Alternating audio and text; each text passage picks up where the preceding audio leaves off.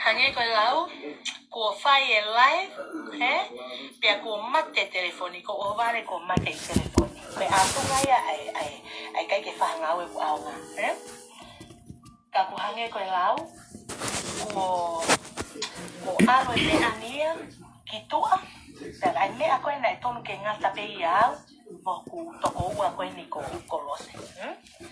Kana uku ko kai ko pehe ko la ko tali atu pe awe ngahi me ko na kune kape mai aki pa ko hanga na fa mahino ki ai ngahi me ko na kape mai aki pe ko me ataha ko osi ko mate na mate ko maka pa ko ha ni o palaki ko ko maka na eteke ai talange na eteke ke ilo iko na eteke ke i na ke tala na tipo ta i ho fa e ki tonga na na ke kai ko ke ilo na tipo ta i ho fa e ki tonga fo ha uia ho fa e ki tonga ki sole ki pero ha me na tipo ta i ai na ta i ki tonga ta e tai mi ko ia ha uia ko ne me ani na e fai va ko ve ka sole ke family i hono mutu pe ko ha le me na e fakama ko tala i bena ho me tanga ho fa e o ne totongi o tipo ta i ki tonga anu le va fa e o no fo ai o si mahale tau e tahawhia, pia toki hau koe ni ki muini. Ko talatu ke tuku ho whai mea koe mahalo kovi. Tuku ho inbox i holo ki he family mo e kakai ke fie maku tala noa mo mea te ke hanga koe o mai e hingoa e kakai ko ia hili ko ia ke nau kau nau tolu i palopalema koe ni. Palopalema koe ai ni ia it's not my problem, it's yours. O ku ke palopalema mai koe kia te au. Na e tonu ke aluangi o fie pia sio ko mahalo kovi sio ko mahalo kovi me atatau ni o hoko ko ga u me ana ke fai pia ilaise and I'm sorry to bring up e mahingo e makika sini ko ni ko ilaise friend as mariko Ricky sio ka ilaise feleni pe mahalo ko ke feleni mo casa alu pe na wa ai ko foi ho vale au he ta sio hake ko foi pehe makika sini ko ni casa hau ke takapati ake foi pai ai ulo e mata mea ho haka ko menio ai foi kape a ilaise ufren ko ho mahalo ko bio pehe o hiko fehi a kakasa pehe o na hanga mo casa ta aki ko ko uhinga e ko atu ai mea ko ni o hinga hingo a ilaise ufren ke ufaka tatau ke mea ko mahalo kovi tu koe mahalo kovi. Koe mahalo kovi e na olele o kape mai au he noa ia. Koe ha mea, o ku ke hanga lewa tili te hofu i filimi na ke taaki whakarieli ai e whanau, ke oa e whanongo e kakai ki ho whakaili fia. Ka ke toki lele mai lewa ho ki lai whakangari ngali. Ilo i au, he kai ke umau. He kai ke umau, hangahi me aku ke whau ke kape aki au. He koe ha, o ke ilo koe lea e kau uiha. He kau uiha koe kakai mate, kano mate mate ngata. Ka koe ha, seke kumari mo kuhoa o kumooni e lau o pehe, ka pau te nofo anga maa. Ki hato mari ko to fua menia eha. E ofa tangata ko ia pake ke toi tu o alu gali aki kita. Seko kuhoa, seke ta kehe. Te kiai ke tu ho kuhoa o alu pe muhu i moa taha pe hala atata. Koe ha ilo iai ho ta kehe. O kumahino kaka koe pa like I said. Ilo i ka pau te mautau, mautau, tau amamani. E kehe pe ia. Ka koe tau koe ho toloto fale. Koe me ai aku kovi au pito. Anga te ke te tau i pe ke te tau mohoto. Mohoto mea. Ai ke lele o kape whaele ku whetama e ku kita ahine. So what? O koe te ke ilo ko tunga ane ena. Koe ne kita ahine gui ka koe. Whaele. Tau tahawhia. Ko tahine aku e koe tau atolu eni. Whaele, koe ha ko ki tahine koe na hotoko wā, aia ko ho tama pe. Ke mari koe mo tomu, o koe si i a tomu, whaele ki ai hoki tama pe. kita hini ho toko ua ta aele. Ke siwangi ko hono fokoe o huke I ya mo fa u ake ngai mea palaku ke kape aki ya mo whanau pa ke sio mai ki utalaka koe. Alu o kape pa ke fa u ki he lahi taha he kai ke tatatau taua. Te ki ai ke ara sio ki he whae lelei. Ai ke pehena e tupu ila whae I'm proud to be niua eua. I'm proud to be niua eua. But sorry, kok mam na ke krua bia in niua. Kok mam akia na no hala leva ia. He ngo ma na mate ne fae like I said. Ta utol ek fae. Race leva ek fae akuia he toko ua ene fae I hala leva ko kakala mo mahe. Tupu hake fae ako no foi hala leva. No fo ko fae aku. Ai ke si olalo ke ek fae te gai ha mele, pa te ke no fo ko fa u ha me ake mele ake fae. Ke tatau mo fae, ke tuku lau. Masii, ai mo ke manini ia he lau api. Kai ke toi ha mari ha taha mo alo lau e nau tupenu koe ai api. Koe pehe ka pau na iai ha o api. Pea tuku pehe na api ho fae tuku ho lau e veve mo veve a ia e kakai he whanongo ai. He koe nau talamai pehe tam, e kai ke uwhi o hake pehe ho ta whanga family members. Na e awange pe ho fae o tuku I uta. Kai tuku ho lau noa. Ko ho kape mai ke fae. Na e kape atu hataha ki ho fae. Kape mai ke whanau. Na e kape atu whanau ki ho whanau. O te ke ulea au laba o lea atu ki ho whanau. Neo e nau tamai kehe. He koe ha o kai ke ukawa tau I ho sino lo se. Fai te liha pe koe ko sino. O te o si whanongo mai ko lau atu ki ho fae. Ko ho ta whanau tamai kehe. Kai! Me aku ke lava o ke lava e au. Ko e ku whanau taha pe foi ulu. Pea koe ha me ta utu ma ua e fu ui ha koe ni au. Ko e ku ha mapu ni. Ke toki hanga ko ai ke whakawangi au. Mo ke alo tufi mai e talanoa. Ai kape aki au e tautolu. Na e kape tautolu e seini mili. Ume a seini mili. Mo oni e ne u kape koe. Ume a nai ai aki au koe ploi. Pea ai sio mai tuku ho fai ko no foi família o fono, ko mavau, e fupiki, e faha I mata, e fae a fono, ko vau ia ke futuisa. Pa ke kape a lisa momoana, lele atu leva a lisa momoana, o huke wala I koe. Pea hangai ko tala ko au nau kape whafine o fono, sioange ke he loi. Sioange ke he loi, mo mea koe fasitu.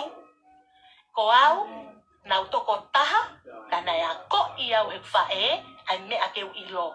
Tatau ai pe ko viha mei ki tanga, si I pe koe lahi. Ko pau pe ke respect ia e au. Ko koe, kai ke ilo pe koe ha, kuke kape ho tunga ane, kuke kape ho tamai. Whaka ofa ho tamai. Ko ofa au ko ho tamai, he ko ho tamai ko tamai, pea ko mate e ku tamai, amusia koe, o ku mo ui ho tamai. Kana ke mai, pea ha, futau ene fiha hiki holo pe ho tamai he whale kalaku. Si I whaka ofa, mate e ku tamai, whanai, koe tau ni maua e ku tamai. Mate e ku tamai, o si ai api a koni, whai e ku tamai. Hanga pe he ku tamai, o ho vale ene whae e ku tamai, mono whanga siblings, e nau hau me soleiki, ke ave e ku tamai, ke whai soleiki, he konga kele, ta utu atu au, o ensiua e ku tamai.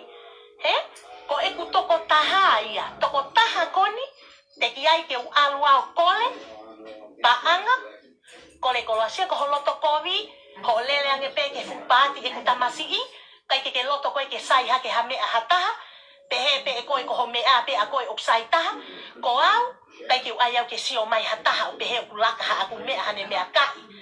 Whai pe au ke helelei taha, mo e ku ofa I he e ku whanau, he koe uhiko ku whanau na e homo hifo I hoku ngākau. Tupu au, I haki I family fe ofo ofani, ko au mo whangatunga ane.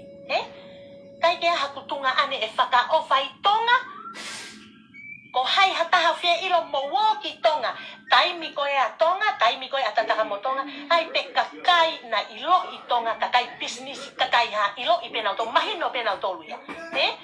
Alu e taimi ko nau osi mai nau toki Amerikani, kai ha, ko hokfanga tuonga ane o lele aku enau business enau ha talu e au ake hokfanga tuonga ane me heni talu e ku ha umeitonga pehe he kakai lahi ko lele hokfanga tuonga ane na business tonga pehe ko tokoni ngali ko tae ofa pehe o kai ki tokoni ke hokfanga tuonga ane ki tonga talu ko ha ki Amerikani maha ta wene fia wa valu me tolu noa te ki ai ke uli haseni te taha ke hokfanga tuonga ane ko ha ko enau ofa yau mo enau tala mai koni mau komi e mau mo ui heni mau ofa tu ka koe ko hi ko toko taha kai ke mau hena ke fai ho mau fatongia ko ku mau survive e mau tolu o wa bete ke whakau kau koe ke slima mau seniti sometimes if I have money I send it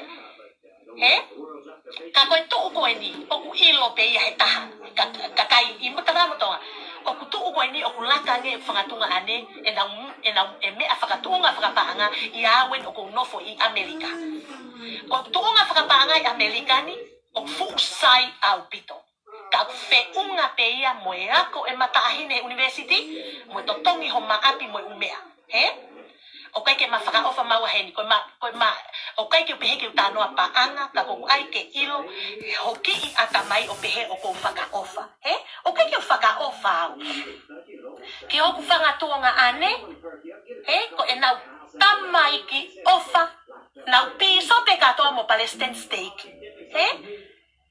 e ku pole ake hoku whangatuonga ane pena e ai e ku lea ai hei kai pe ke whahu au ia whanau hoku whangatuonga ane koe ha te ke ave pe au hoku whanga mehitanga ke whahu he whanau e whanau e whangatunga ane koe ha koe ku ofa whai e tau taha no e ku tahine e o mai e ki tahine hutunga ane pe ka pauna i hene whangatunga ane he i kai ke hanga haku whangatunga ane o hoki haku whanau koe ku ofa i haku whangatunga ane ka ke nofo o ai e pehe u mau whakaofa ai ke mahino ki a koe na ke nofo koe he whale tonga i tonga kai tuku ho lau noa ko au na aku alu o tupu hake o nofo i o ta i he api koe e takui na e seti Amerika e fu api ai ke ilo ia na ke nofo pele hake na kai ke ilo he kau tataka motonga e koe mo family a motolo he na whaele koe motolo he vau i pele hake nofo pele hake ko au ia whaele ia i tataka motonga tupu hake i tataka motonga koe mea upehea e kutamai siana e kutamai siana fua ka venga pea fie lau na e tala hono putu ai hanga e tamai o whakatahataha i mai a family te kei ke whaiha ka venga ia pe ko hafu whanongo pe tamai te whaiha ka venga family ko pato tamai pe e mau ha mea aluia koe mea na ilo ia ke tamai pe ha koe mea ko whai ko au ko kai asi pe aku mea ha family koe kai ke ilo but I try to follow the footsteps of my dad. He left behind in ngahianga lele ke follow why amusia koe o ke mo ui ho tamai you should be happy o ke la uia koe tapuaki ho ke mau kai mo ui ho tamai whaka amuange e au pe akuongo ki a te au e hoko ngahi mea koe ni ai mole tamai mo veu e family ile family tata mai tuku ho ai hake mea pa ke kape whakameitanga mo family tata mai ko family tata mai family lele family lele ku ke kai ke toi ha veve o tāna ki mai o ai o pehe o ku pehe ka pau o wa hatai mo ke lau nau vākovi ko vākovi ko mutu fia pea koni stay pea koni mind and own business pea tiki ai ke whanongo pe iai hataimi te wākovi mo whangameitanga neo o ke tala o ta aki au ho whangameitanga o pehe whanau nā ke sio ai sio ko whau ho whakatūtāmaki ho loi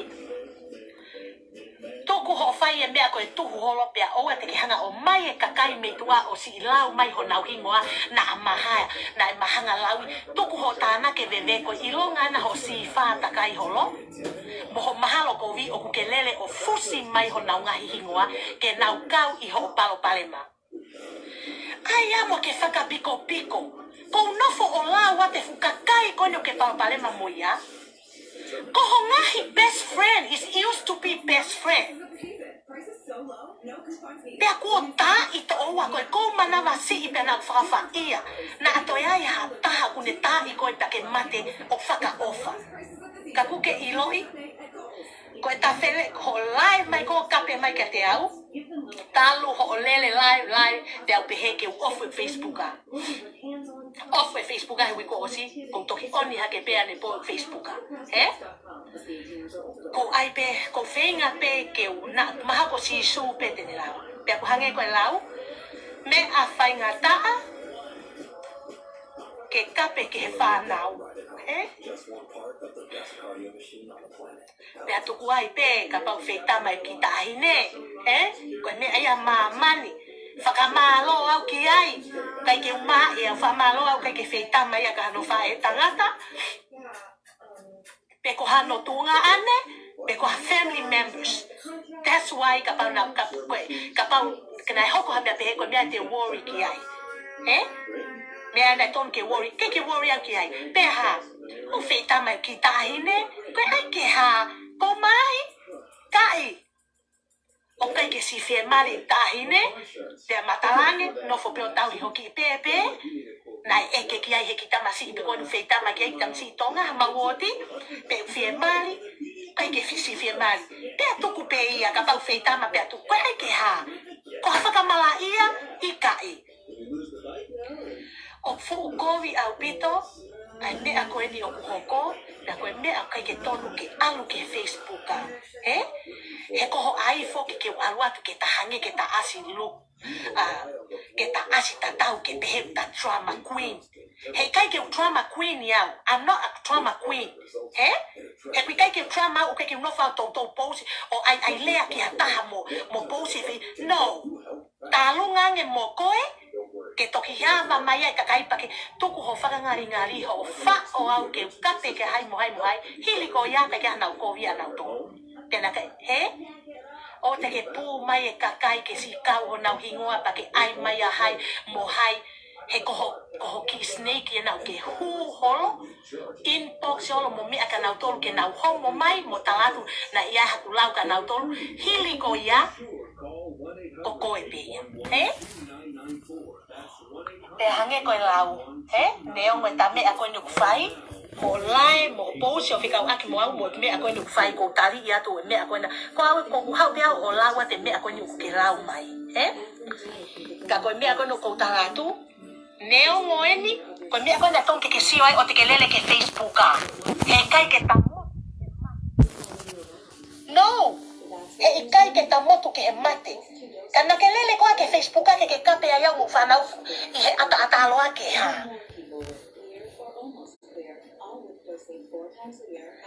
koe osi ko foi live ko ni ko live ni aku ke alu hoku loto ki tu a fai pe pa ka lava e foi weekend ta ko ni e ku off Facebook ke o ate fa no ke bebe ko ni he ka to live ya he ka to me a wi te no fa au nga me ako ko used to it. I'm a happy person and I'm a free trauma person. I'm a trauma free. Koe toko taha mo uia toko ni au, toko taha mo ui fie au, ka ke toki hao ai e kuki mo ui, pa ke whanongo mai ka au ki utalatu. He kai ke ulupono, hao mea o ke whao whikau atu maa mo whanau, he taha ni ilo osi ilo ko mau tolu peni immediate family, o ko mau ilo i koe. Ilai ka kai ko ui nau ilo i koe te nau tui nau toka koe. Sio ke he whakaili fia koe a koe. Ko ta ke heia. Te hange koe lau, o ke talu ho live, e lele meno wike taha ho live ho kape au, o tau me hekitanga.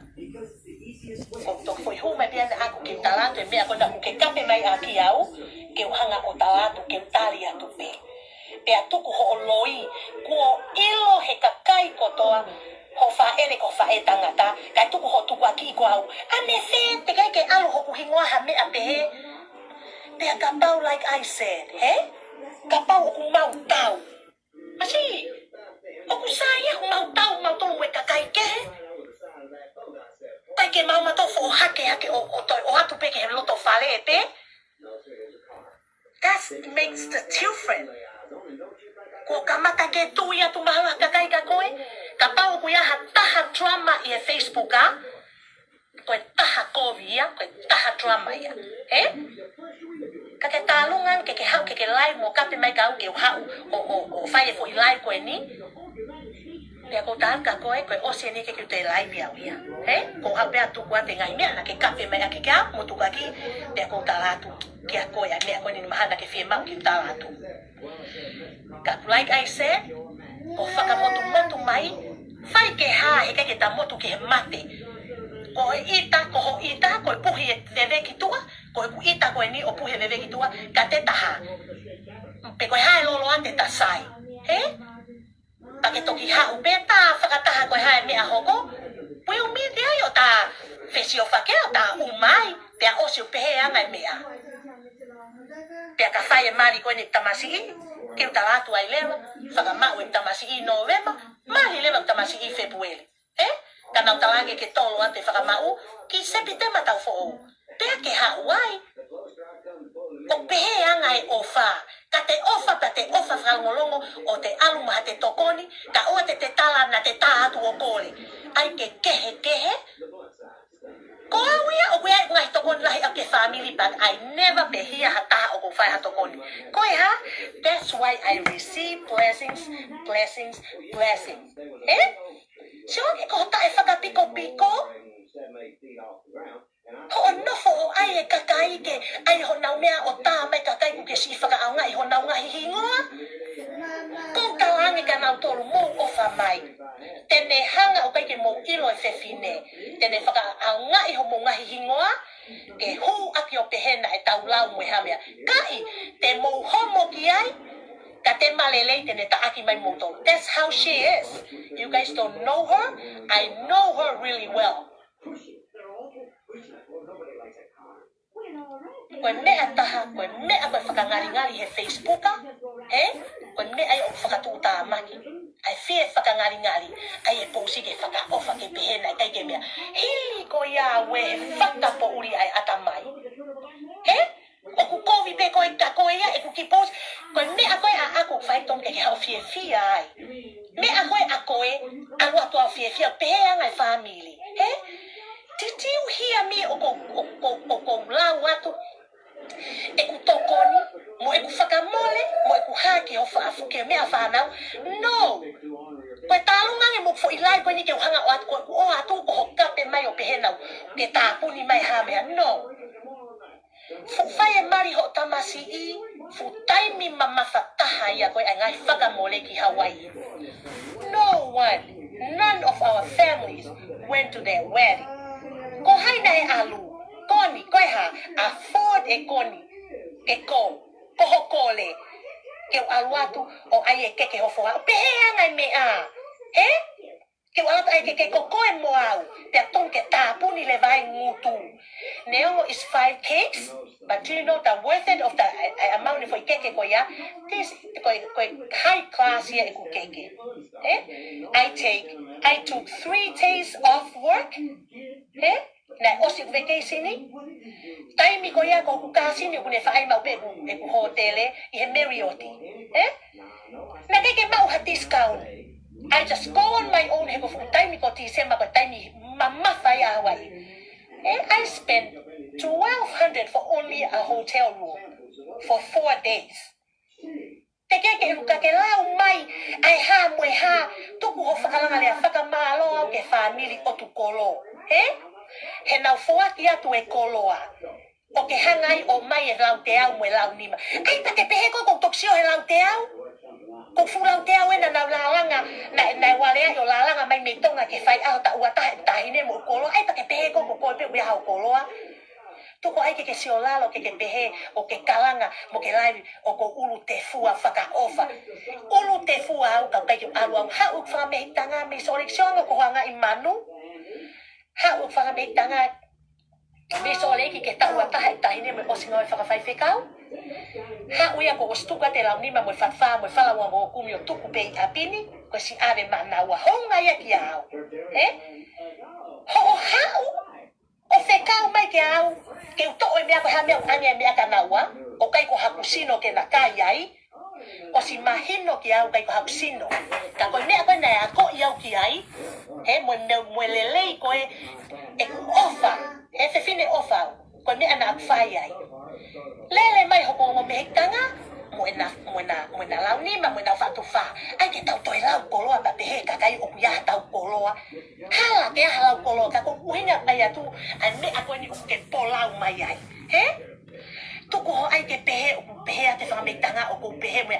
Tuku ho sio pe, ai ofa whakamekitanga ia te au, o ke hou lewa koe, sanko whakairifia. O ai ke pehe, nau lea mai mo pehe, ka i. He I kai pe ka ke tala mai koe ulea mai whakamekitanga ki au, he kai pe ke ulawa hange ko koe. Ai never he kai pe ke ulea au, he kai pe ke ukape au. Koe ha, koe mala I ai ki a te au. Ai ke ta ilo ho ke he pe a tuku ho whae mea koe puhi veve whaku se tesi loi. Ko tau pango ia take aia mo ke whakapiko piko. Ai mo ke tuku aho drama ho lau ke kakai. Mo ke ai lea. Ai mo ke whakapiko piko. Ka pau na te whai ha fo I drama ina pass. Ka pau na te whaki fo I ke. Alu e mo ui e tangata o whakalakalaka alu ki mua. O ke ke toi sio ki mui. O tonu ke pehe. Te ke pe koe me sanuari ki ti sema. Pea kua mau ma. Hono kape he kakai, kape he fuku mea, ai family la paha, e family e tatamai, moho ta family, koho ulu ngā. Longoa ke tau ngari poto. Si te ta mea whai, he? Si koho lele lai moho kape au, kai sio pe kakai, he?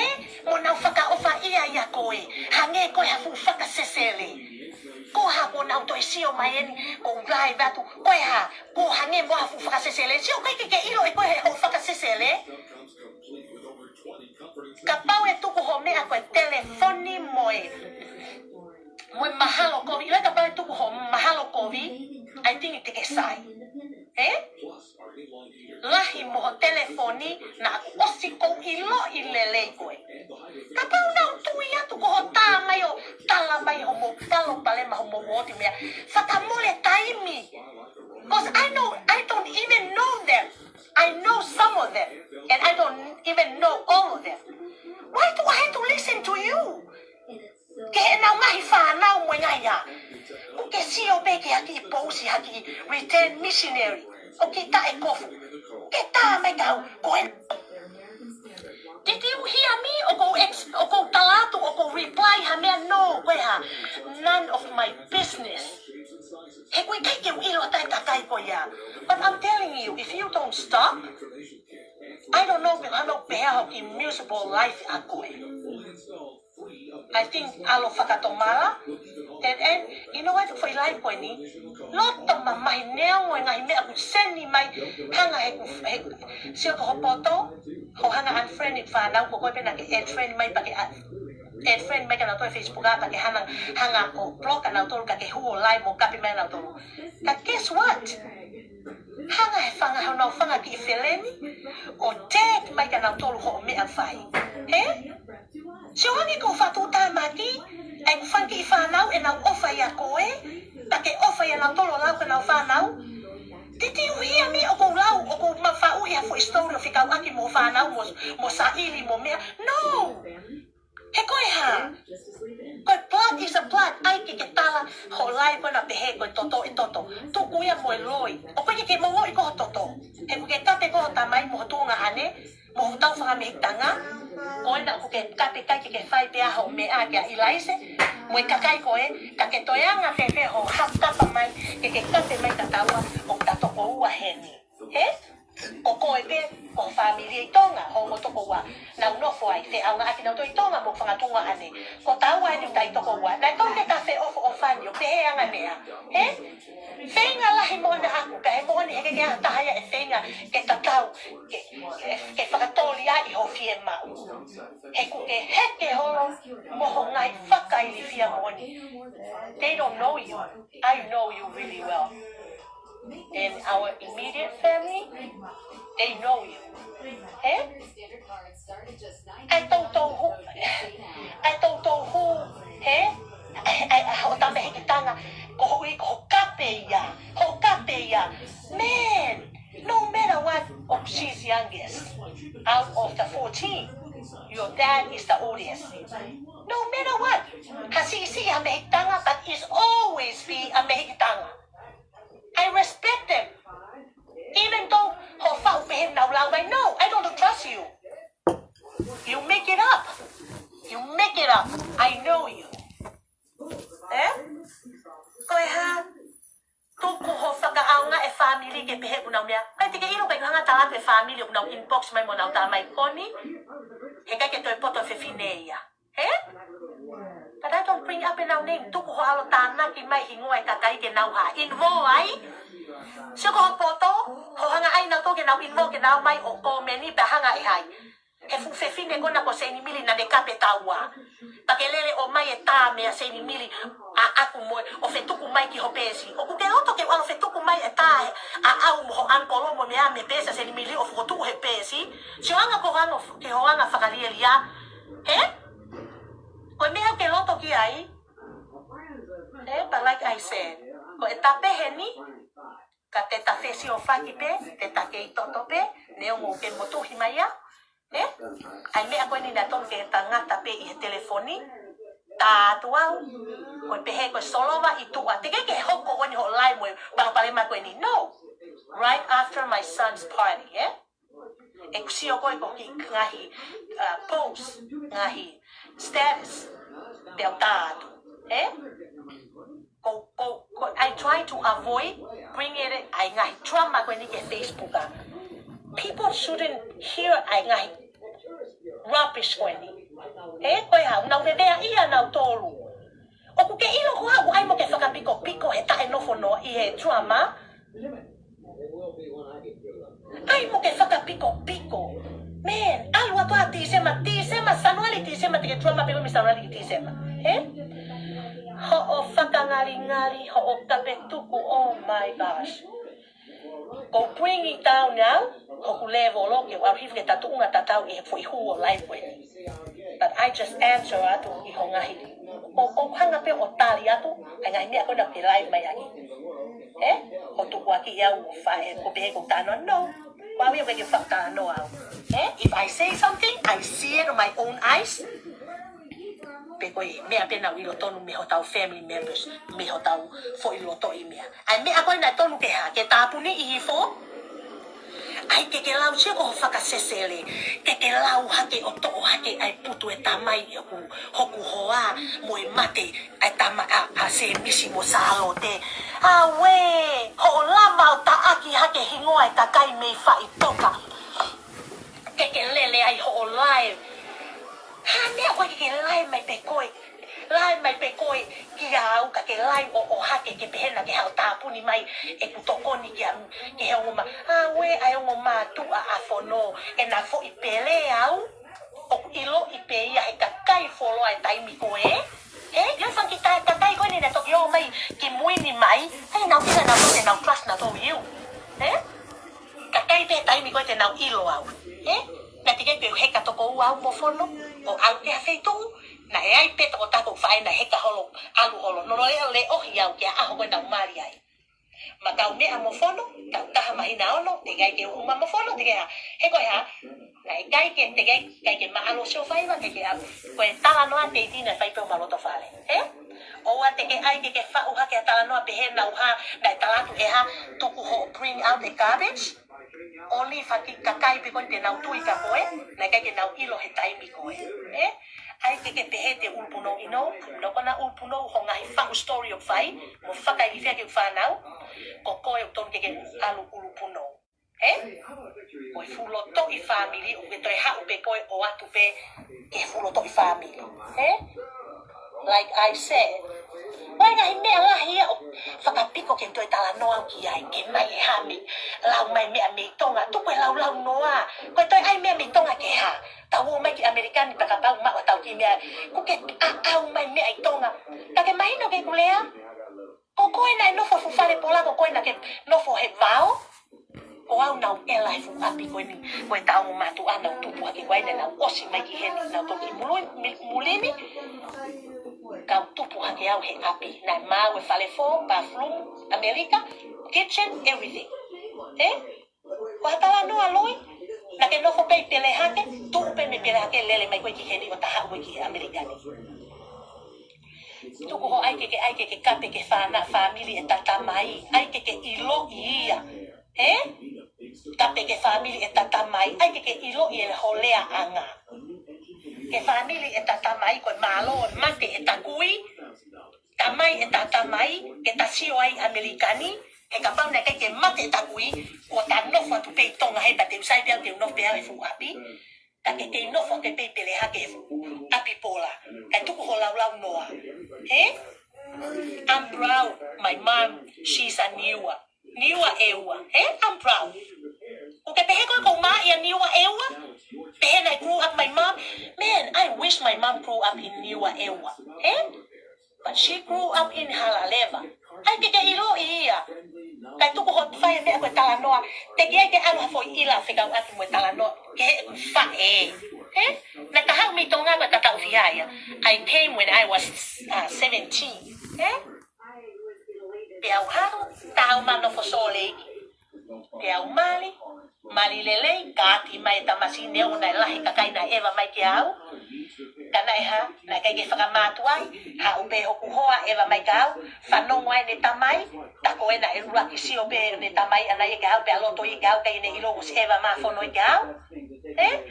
Puku homo whai e mea koe maha koe tala noa loi, nai ilo i peia. Ilo i peia he whanga family o whono, he ne whanga whawhina mea. Koe ha, o whataha pe e na uongo mātua i au.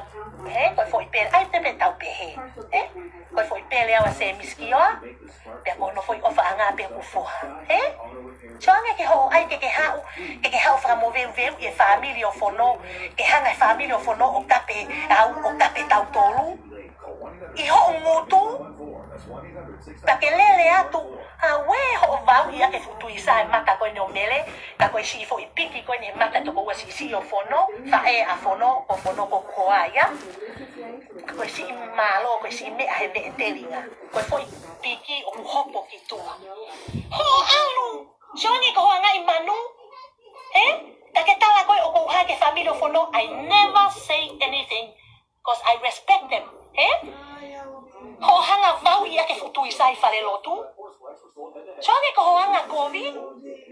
Pea, o whai family o whono ia koe. Ia au koe uhiko koe. Alu atu koe nofo i ki toko ue whae a whono e taha. Tala e koe na e kore hono mari ai. Koe family o awhashan ko whatu taha maki. Teke whenga koe ke pehe na kukape ke whanga sister-in-law mea. Never. Teke ke whanungo mai koe mea. Koe a we ki tofefine koe na tomu. A meleane mo seini. A we e na sio hofu. Mea koe o ke nofo moia mo tomu. Ho hanga ono pito i. Ko ho ita he homo hopo. Ko hai mo koe na ke ave ho tohu e tata mai ki whale hopo. A esi. I sole iki. Mo ne mari hamoa. Na ke ave ki whale hopo. Pea ke ita. He ose hopo i heni i refugee. Hu mai ki tu afe whemai whamau ke totongi paanga. Ko homo ua. Ha uko ono pito i telefua tu whewhine ho mari mea. Sio ko mea koe na kuwhai ko tu whanga tu whawhine ho mari. Mo ho mea kuwhai ke whawhine whono. Hanga ko li liu mai ke au ke pehe ko au ia ka nautou. No! Ta sio ke ilo e kutu he kutotonu. Sio ko ho loto ke kai ke loto ke whahua Elisa. To whewhine lahi o whono. I he ku whai aho ta ua tahi ne koe ha. Ko ho ilo he hanga ko Elisa mea kape koe tautolu. Na kai ke mei kape tautolu mo naulea mai ke au koe hui ko koe. Ho tala mai ke ua e ave Elisa whahu. He koe uhi koe ha, koe nau kape mai mo ho tau whaabili ho tau hako koe mi lapaha. Kai ke mei lea e kakai ia ke tau hako lapaha ka ko koe. Pea ha nau pehe atu, no matter what. In the past, let it go, koe mea pass. Lea koe kape au Elisa mea mo kape koe. Na e kape mo koe, ka tau tolu ka atoa tau family. Ka te ukei mai pea Elisa whakata utu, ke mahino ko fahu yang fanau ko fahu yang fanau ko me ayo ko talat ka ko ko take ya ko fahu ngai ahoni ko te ita pe kita hataha o kumi hoto fu fahu ko au race hakea e fainga tonga mo uina race hakea kiao ai ha fehala ki pe ko hanga para ku mai ha fanga tu fa fine ha fahu te fanau kai ko pau pe ke fahu pe na to luia ko me gui ko ya ko naki pe ke ha wa ke pe ke fe faka ngari lele no. That's how I raised when I was young. Kau ni aku kau dia kau telele me ke Facebook a ofe faka ngali. Kau ni aku ai ke te look ngali lele ke sio mai ai kakai. I think ke ai ke ai kakai. Sio ke fu mali faka ofa tu tama fononga. Sorry to bring up her name, but that's I just bring it up because ke sio ke ngai tau pale ma ke create. Fu mali faka ofa hai laka mai koe la wai pe me ai ke fe fanonga ta ke o fai o post pe ha pe au si alua to ko men pe ha hanga leva ese ini mili o kape tau tolu ko tau lau ko ke he mali ko ya sio ki he ka panda ke ona ta ko men he ke kape a wi ai. That's why I try to stay away iha alua to o ko men iha o mea he te look he te look stupid ya tu ai pe a wi he mea ko ya. Nei kai ke pe I never alo ka sei ni mili tohi ka sei ni mili he ke maheni mo sei ni mili he ku ke ilo yo na e kape tawa e sei ni mili tohi ka sei ni mili o talange pe na tatalano pe hanko ilaise tell ask ilaise tatalate ilaise ko hayo une talange laki mahino ka ko na toki hu mai te sei ni mili ki muini o kape tautolo kana ia fu pesi lo ia ko ha ko ai taimi ko na me kape tau to ko me atata wa pe me ko na kape aki ko anga fe ke pe ko o au ko fa hu kai lai se ko me ko talato ai ke tu ko me ko mahalo ko talo pare ma ko mo lai se just between you and lai se ke no fa talano kai lai se ko fa le pe Facebook na ke si o mai na alo ko me ni ai lai se ko popo ka ai lai se ka ne lai mo ne kape ko no you never see it opsio ma ilai se o ala to o komeni mo like ha oposi no he ko ha ai ke popo wa ke kovi ko me ha ko ton ke sio ke kakai mo family o wa popo ke kovi piau stay away le va ke o te invo i he kovi ta ke hanga le ko ta aki o pe he o ko kawa mo lai se o me sio ko fa tu ta maki ko mo oni if I keep going he kai pe ke osi ai ngai me ai ho va pe mana tu i mai ngai me wai ngai me na hanga to hin ko lai pe pa ke ko ngai me ko ke lai me ki ke mana tu i ke hanga o answer you if you keep going if I keep going he kai pe ke osi but like I said keep going ko he ke fa ko pa to maria ho fai va ho mo fai va ka ko awia no ko le avia pe ko ta no pe me mo on o se lo imata hota family he na inbox ka ko mo inbox mai gao fenga ke solo vai palpale ma ko ha te ulava ya au he ke lava e ko alwa fa tomar just like I said ka pau mau tau tau ma mani ke he pe ya he ke ta tau ta ya mo foi tau a ko sai leva like I said Teta toki lele ka ko alu e ngai mea na kai na ton ke kipe ya tau to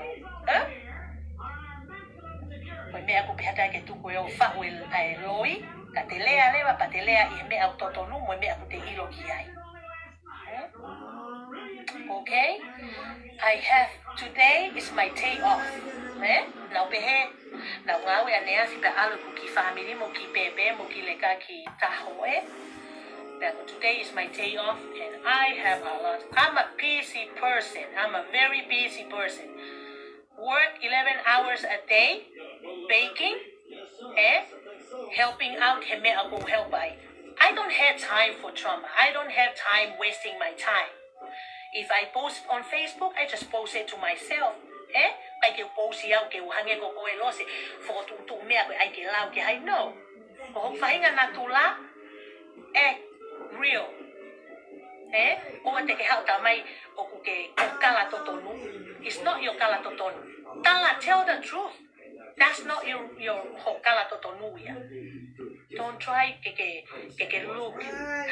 Ai pepe look sharp. Ke look sharp ke ai kovi, ko hai etene feel proud to be kovi. No. Sio ke hohanga o mai e hingoa ilaise, me tua I ho mova, ke ne mau I ho tava whakatoko ua. Okay, te ke sio ki ai? Sio ki tonga. Sio ki tonga, ke anga e nau nofo e nau whiofo o whani ho whangatunga ane mo family I tonga. Ka nau sio me nau tolu hange taua haongo ki, hange koe haki I vale. Te au toi alu atu au foi lai ko ni o ko vale mo au. Tu koe ai koe me alahi, koe tau ai koe ke tau hao ko fie ngali lele, ke pehe koe fefine lele o pehe o mea. Tai! Tala, koe hame te ke drama I pe koe moi kakai, koe fu toko fi hange au o ku ke moia. Te ke tala I pe ho fefine lele. Ka pau o koe ha friendly a koe o share atu hangai mea whikau atu mea. Keep it. Malu I nau tolu. O hange koe tau ke whatalamai na talatu ho ongo whileni ke kape I hai ake hamea. Hame nau tauta koe. Ka pau o talatu ha taha ha o whileni, ha mea ka koe ke kape ake ha taha. Iu sup malu I ho nau hingoa. Take ha, hanga koe o whakakau e fuhingoa koe na akafo atu vete mali hota mata apule koe I ho turama, kai ke drama, whine motua drama, bea ha, si ikaw ai whine motua hanga e pe si wana koe na e whine motua koe na ne kape o si ikaw, hili koe a koe ha, ho whakau ngai ho hingoa ai kakai. So ane ki ho poto? Like I said, if I keep going non-stop, why nga hime aya oku? Osko ni pute tok manatu ihake, But like I said, this is it. Waste of my time. For now, now wako, now ngawe.